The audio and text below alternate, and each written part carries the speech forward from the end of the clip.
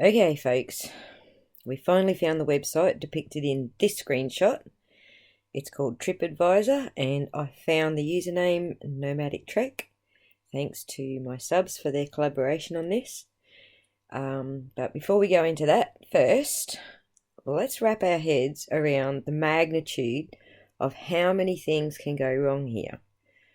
So let's have a look at how many users across the world use a handle with the word nomadic in it.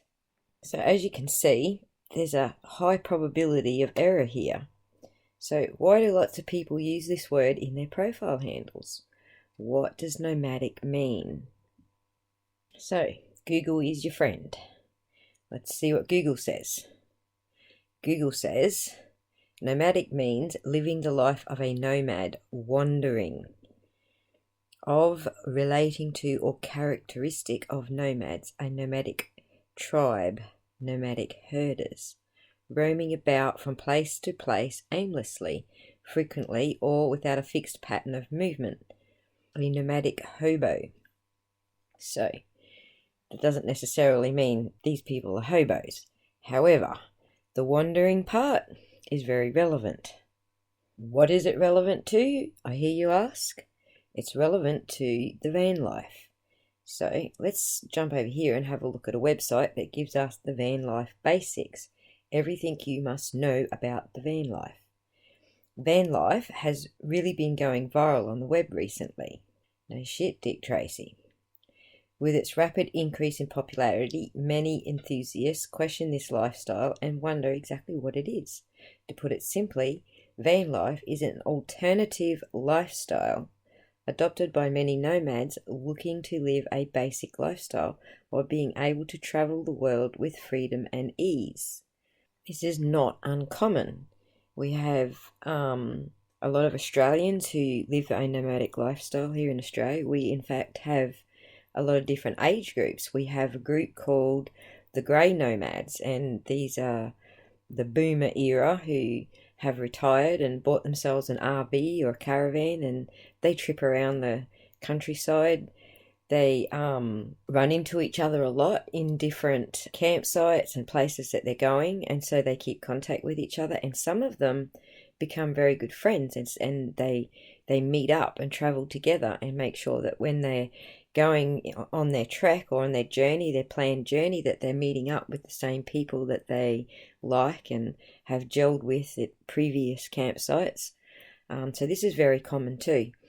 But with the alternative lifestyle, this is all over the world. This isn't just an American thing or an Australian thing. It's in Japan, it's in Spain, it's in Italy, it's all over the world. And even Russia, believe it or not.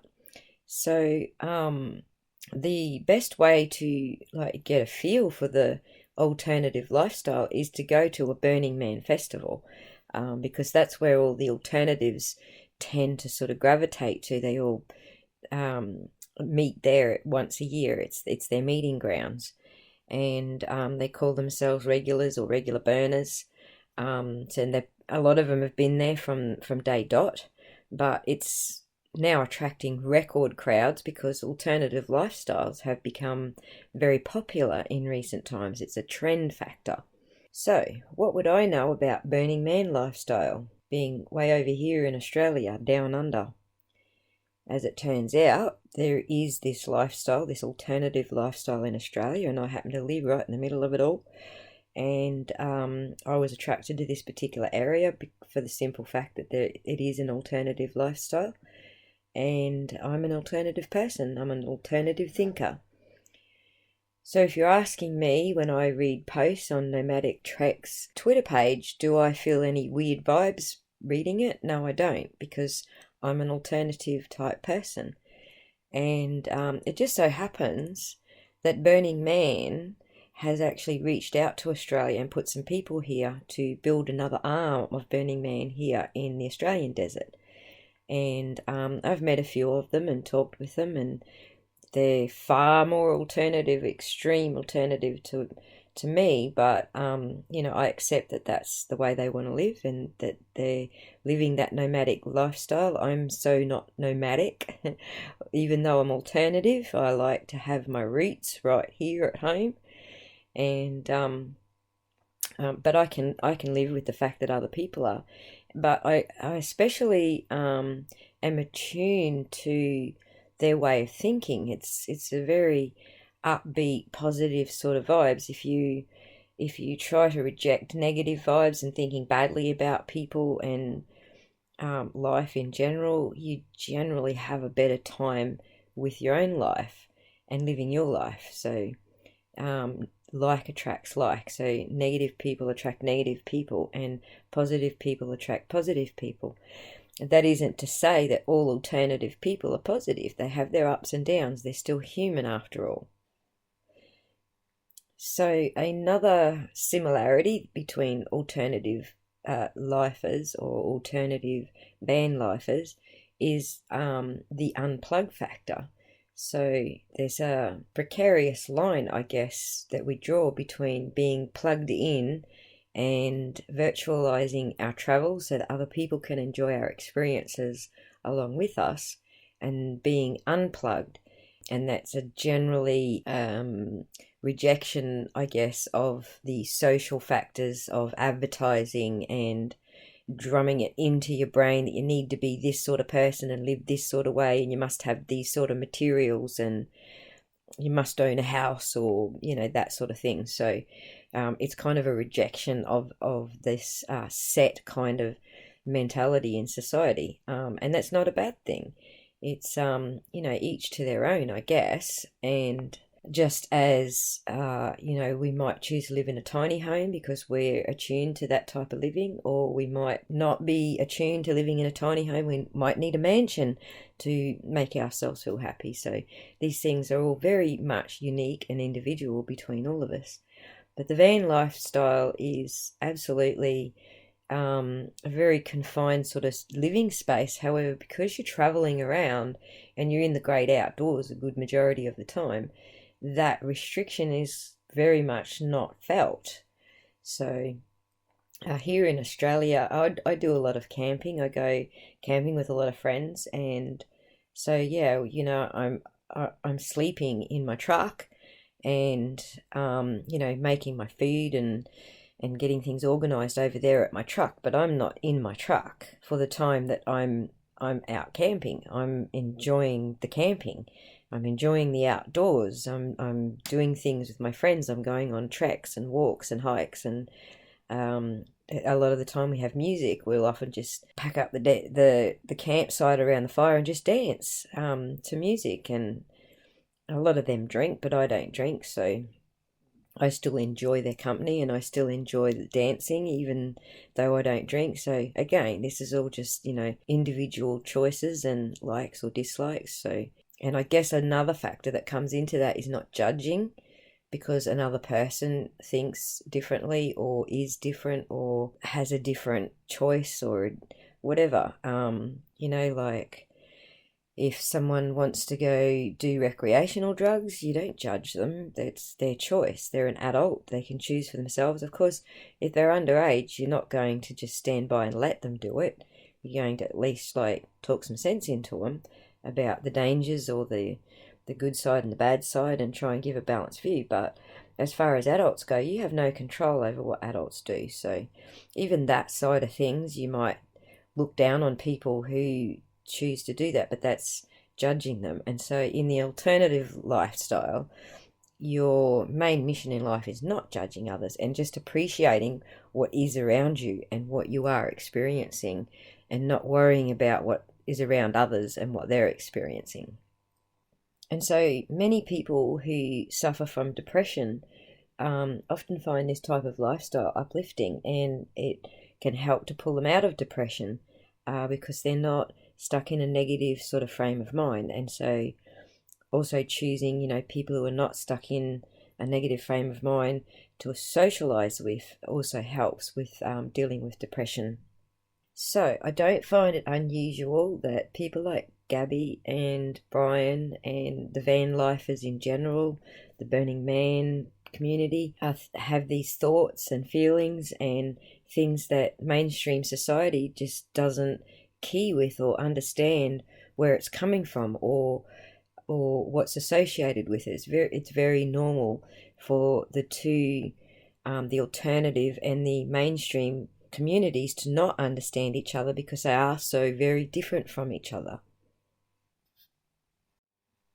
Anyway, I thought I would talk about the lifestyle and the unplugged factor because a few people have actually raised this topic, that Brian seems to be the type who prefers to be unplugged, and that might have been a bone of contention between him and Gabby because she wanted to plug in and have her social media presence known out there. So I can see that that would have been quite an issue for someone who wants to be unplugged.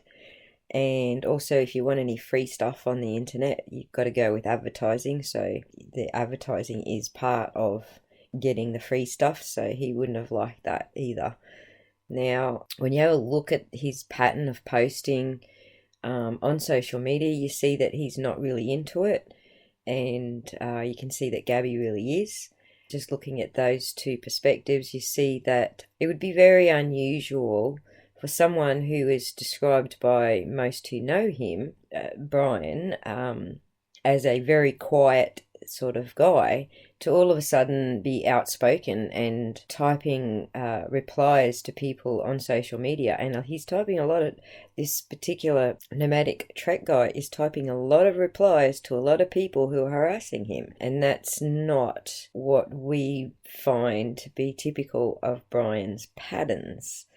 So you just need to go over to his Instagram, if you have Instagram, to have a look at his account.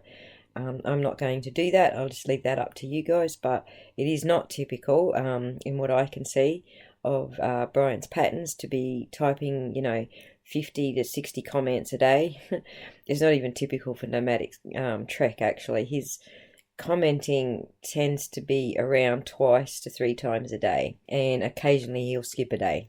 But he's been typing a lot of replies lately, so this is not a consistent pattern with Brian. The thought processes that might seem similar between the two, I think, could absolutely boil down to the alternative lifestyle. So that's something that I find to be very common even with Australian people who are into the alternative lifestyle, and it's also very common with a lot of overseas people who come here to Australia to experience our particular flavour of alternative lifestyle. And I've met a lot from all over the world, from Israel, from Turkey, from Japan.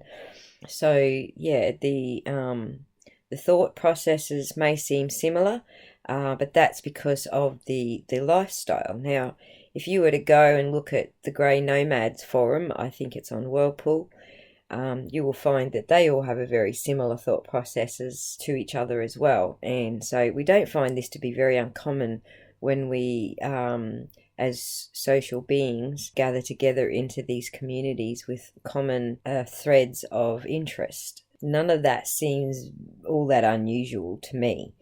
Now, let's get into this profile of NomadicTrek on Travel Advisor. So what we see here is the same screenshot, the same website for the screenshots that we've been looking at. And we see that, when we look at the travel map, we see that he's got a middle name, Matthias. So I'm not even going to try to pronounce his surname, but anyway, if we hit the view profile button there, it takes us back to the very profile that we were looking at. And so now we know that he may use this name as a alternative. So now we can look at social media and try to find that name. Now, I'm not going to bore you with doing, fruitless searches on Facebook and Twitter, and you can just take my word for it. The guy doesn't exist on Facebook or Twitter under either of those names, either his middle name or his surname. However, we did find him on YouTube. And he is very much on YouTube connected in the same way that he is connected on TripAdvisor through Mount Kilimanjaro climbing and Serengeti safari tours. So we get the impression that he's a tour operator or a tour guide of some sort. Now, let's go back over to TripAdvisor and see what sort of comments he's making on TripAdvisor. So we see here he's talking about the Kilimanjaro volcano crater, which is one tour that he obviously does. And then we see here in November 2020 a thank you to forum subscribers for shouting him out. So we're just going to go have a look at what they're shouting him out for in this particular post.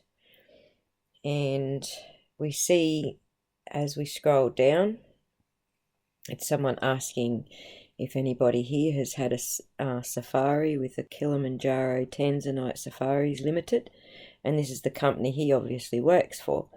So we see here in the first post, hello, my family and I just returned from 3 safaris organised for us by this company. Andrew was our agent's name. Okay, so as we scroll through, we see a lot of people talking about Andrew was very responsive and helped us with all quests before the trek.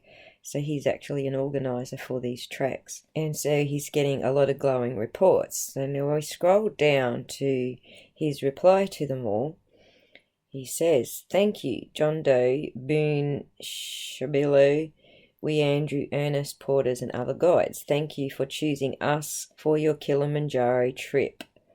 So he obviously works for Kilimanjaro Tanzanite Safaris Limited. His YouTube channel gives some weight to that.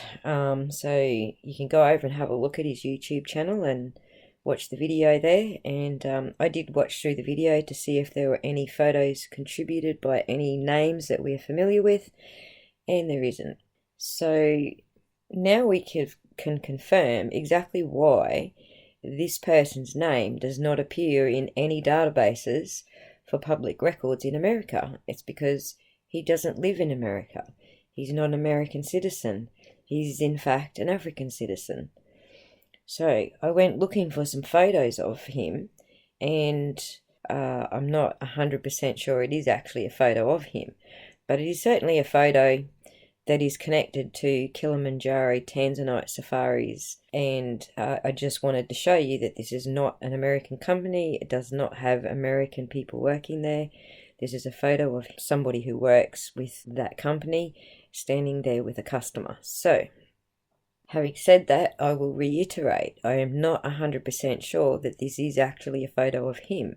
This is just a photo from the company that comes up when I do a Google search on his name and that company. Okay, let's do a little recap. What have we learned here? Well, we've learned that van lifers are generally people who want to live an alternative lifestyle. We've learnt that alternative people generally tend to think the same or alike. We've learned that they generally don't judge other people the way that everybody's judging them. We've learned that there's a huge amount of room to make a mistake here because the word nomadic is so widely used across the world by people who enjoy living this lifestyle. So narrowing it down to a single person just by using the name nomadic is particularly error-prone. And this is why we generally cross-reference with other public records. If he's supposedly an American citizen, then he should appear in American public records, and he has not. Something that I learned from browsing the forum on TripAdvisor is that people often do take photos that are posted there on the forum or links to them and share them on their social profiles when they're planning to go on a trip to those places.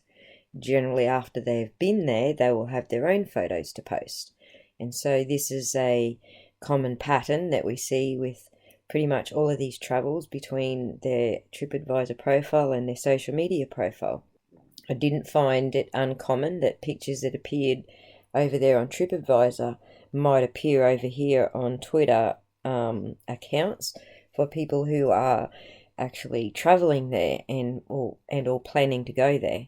And lastly, when we have a look at the dates on the forum, we see that Andrew is still in Africa doing tours in Tanzania. And we see that by a recent August post creation of a trip. He hasn't entered anything in there, so it's not really very informative, but We do see that he has actually created that trip. We have in the actual forum, in the 6 posts of his forum contents, information dating back 3 years ago, 8 years ago. So this person literally lives in Tanzania, and does tours at Kilimanjaro. And this totally explains why we can't find him in any American public records databases. So I do have to wonder how an address came up that matches Brian Laundrie's address in New York. How indeed. I guess we just have to wait for more information to come out on the other channel. What else connects this chap in Africa to our manhunt in America? What it doesn't do is connect NomadicTrek on Twitter to NomadicTrek on TripAdvisor.